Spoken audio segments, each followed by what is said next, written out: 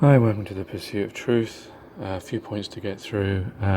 First of all, as you've probably seen on my YouTube and many others, there is a funeral pool being put together by Catherine Des Sheeps and Neeps' partner, which Brent was talked about on his video. Brent's, was it short, a bit about everything? I think it's his YouTube channel.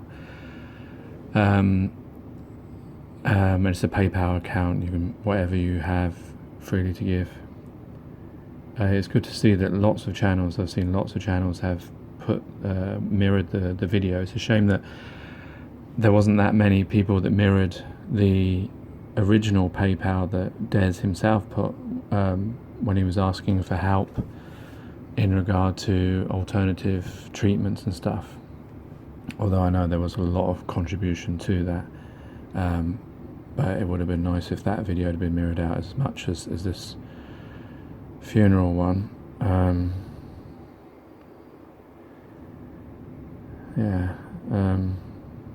me move on from that because I don't want to. It moves me to the next point that I was listening to Planet Fargon's channel today, which was about. Well, it was only me and him really talking to each other. It was very difficult because it was, for me to chat on type.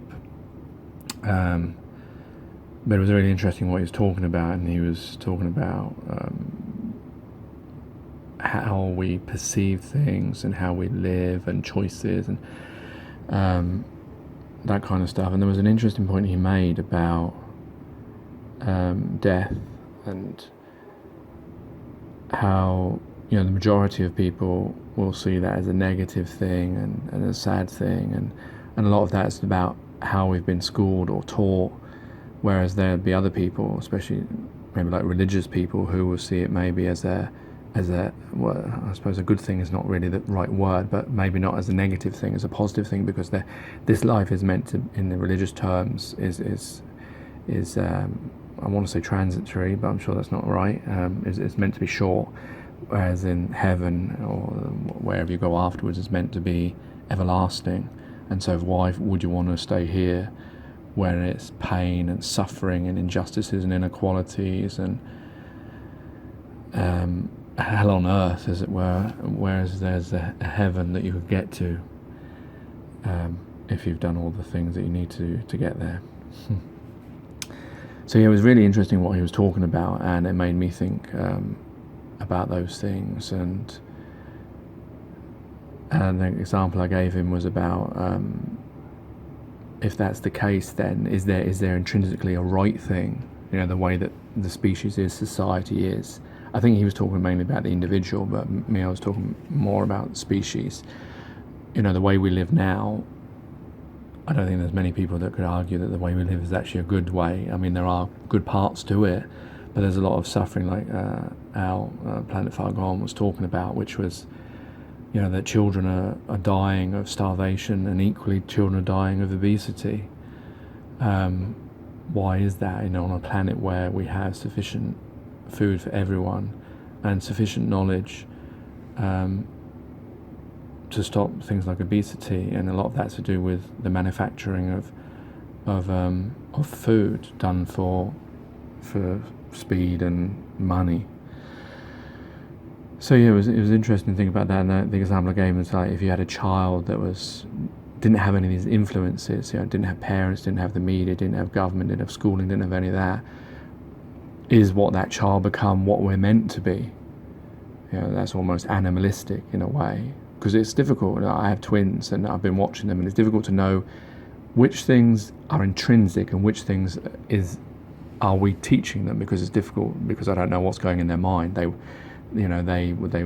watch TV, we'll teach them, they go places, other people will say things, they will see things with their own eyes. So what is intrinsic? Is it also to do with experience as well? Because obviously if you have a different experience, you'll pick up different things. And then of course the other thing is if we do, which I believe in that example that Al gave of how you can see death in two different ways, shows that we do have choice. and that there isn't an intrinsic, well, there are some parts that are intrinsic, but majority of the way we live is schooled, is taught. So that means there's choice. So we can choose how we are to live, but the problem is why don't we choose to live in a better way than the one that we live in at the moment?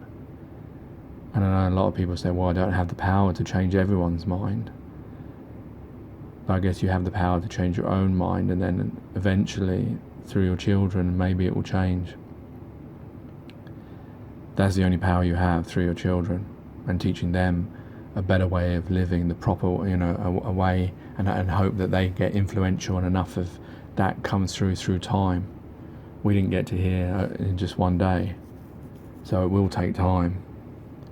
But yeah, it was just an interesting conversation on Planet Fagon on YouTube.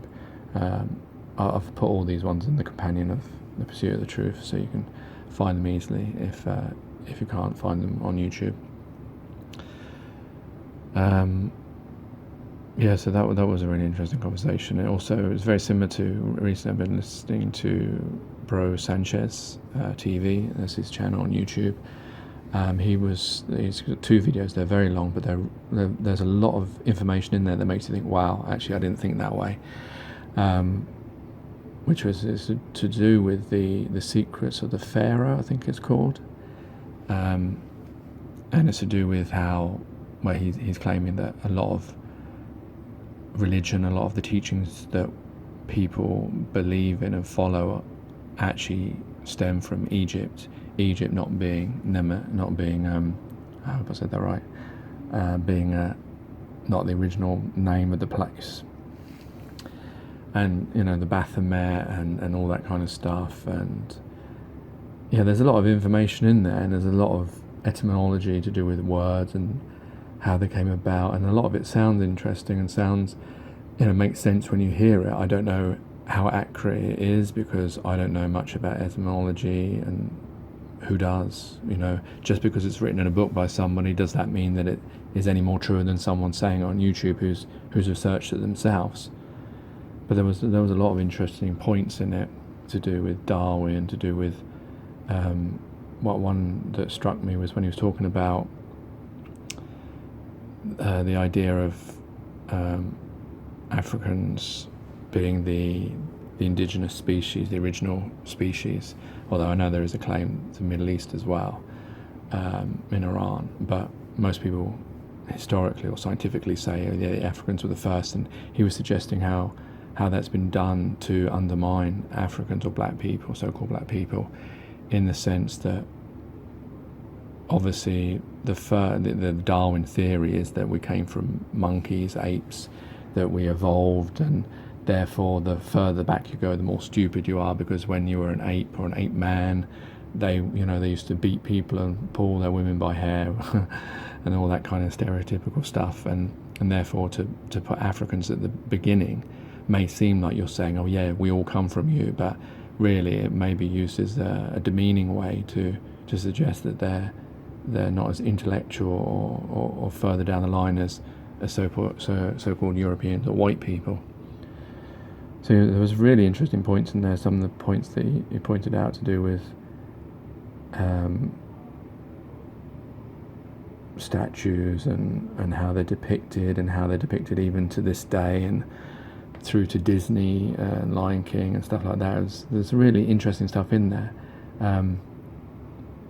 The problem is with everything, I guess that also goes on to the Planet Fagon conversation that I just had, is as human beings we are malleable. I don't know, I mentioned that in the previous podcast, that we're taught everything we learn, and we communicate to each other, and we never know really what's truth and what's not, because each person can lie to us. Each person has that capacity of choice.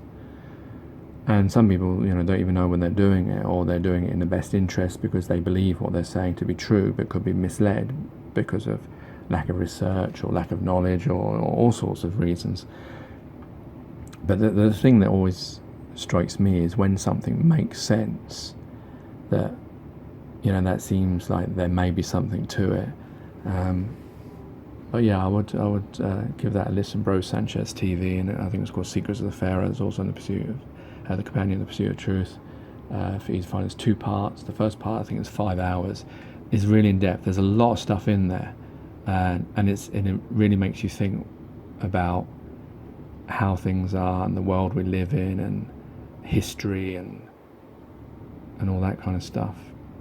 And just now I was listening to Ian R. Crane. He just put a video on about David Noakes, the GCMAF. I think I had John Smith there talking as well, and they were talking about legal fiction and how the courts are admiratory courts, and they're only meant to be dealing with ships and cargoes and dead people, and if you say that you're living, that it was really quite interesting how, you know, some of the stuff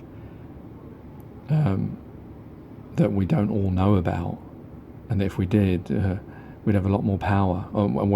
Actually what it really means is we do have a lot of power, but just we don't know about it, and then therefore we're not using it. But it was really quite interesting to see that the courts, you know, how they often want us to follow the letter of the law and do everything A, B, C, and you have to do this, that, and the other. But when it comes to them, it seems that they can pick and choose and do things that are not in the spirit of that law. And therefore, it brings them into question of, well, therefore, are they fair? You know, if you have power, you can do whatever you want. But we have many examples of that, so I suppose I shouldn't be that surprised that that's the case that it is.